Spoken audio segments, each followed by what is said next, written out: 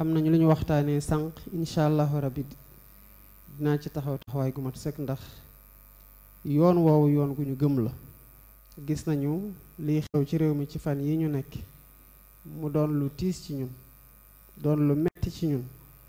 waaye mu doon loo xamante ne nag suñu responsabilité ñu andi ci saafara te ñu fas yéen ko taxawee ba mu mat sëkk. kon wax naa la ko sànq nee naa dafa am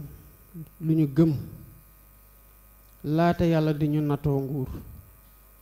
te fas yéene ko wéy di ko gëm tànk yàlla ñu bàyyi ci nguur te bu ñu fi jógee ñuy ñaan yàlla mu baaxee ñu continuer di ko gëm mooy diine gi nekk ci ñun ñu ciy góorgóorlu saa su ne waaye gëm na tamit liy defar réew diine ci ëpp wàll ndax gëm-gëm moo jiitu lu ne te liy defar réew ci doomu aadama yi lay jaar te liy defar doomu aadama yi ci diine la ndax yàlla bu wàccee doomu aadama lu mu ci toftal mooy wàcce tegal ko yoon gi nga xamante ne moom la war a toogee ci biir suuf te loolu diine ñu wax naka la mel. kon ñépp ñoo xamante ne teewal nañu fi diine am responsabilité yu wéyal njàngale mag yi jàngale diine waaye tamit wan nit ñi royukaay ci ñi nga xamante ne ay kàngam lañu ci diine gi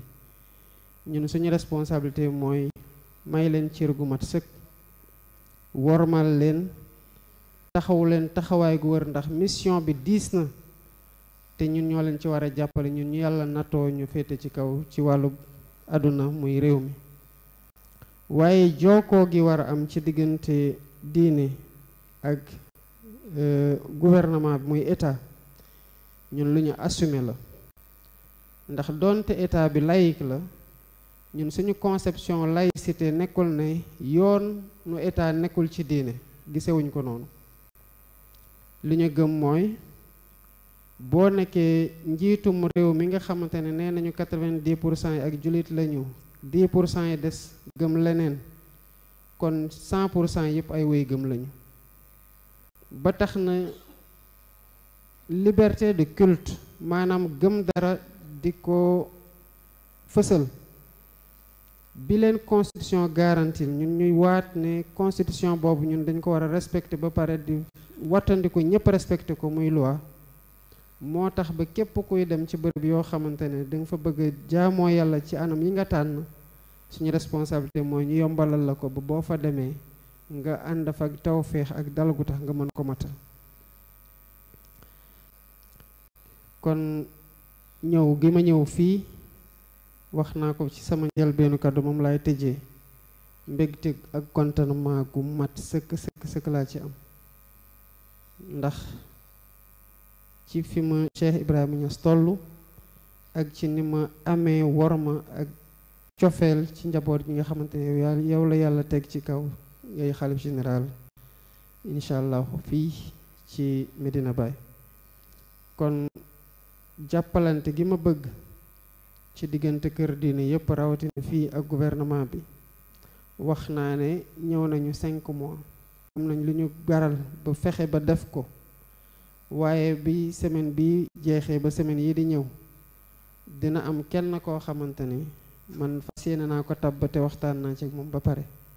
dina dox dem ci kër diine yépp jël seen xalaat ci ni ñu waxee woon ne dañu war di jël seen xalaat ci lépp lu ñuy doxal sàkku ci seen ñaan ak seeni joyanti ba bu amee ngeen mën ci waxtaan ak taalibe yi ndax ñu mën a comprendre ñun fan lañ bëgg a dem jàppale ñu kooku dina door liggéeyam ci lu mu gën a gaawee ba balaa déwén lépp loo xamante ne mataluñ ko ñu gën ci góorgóorlu bu matal ko ci lépp loo xamante tamit war nañ ko sumb wala ñu sumb ko te matagul ñu fexe nuñ ko sumbee wala ñu matalee ko noonu kon lii laa bëggoon yëkkati ci kàddu di sant ñëpp ci teewlu gi di jégalu nag ci xaar gi ndax am na ñoo xamante ne yàkkamti woon nañ ma fi te xaaroon nañ ma fi xaar googu laay jégalu ndax amoon naa yéene ci njëlbeen nag ci xaar gi ndax ñu fexe nuñ ko sumbee wala ñu matalee ko noonu kon lii laa bëggoon yëkkati ci kàddu di sant ñëpp ci teewlu gi di jégalu nag ci xaar gi ndax am na ñoo xamante ne yàkkamti woon nañ ma fi te xaaroon nañ ma fi xaar googu laay jégalu ndax amoon naa yéene ci njëlbeen ñëwoon fi waaye nag xat-xatu calendrier ak ni nga nekkul ci réew mi moo waraloon gannaaw leneen dugg ci ba mu yàggee nii salaamaaleykum wa rahmatullah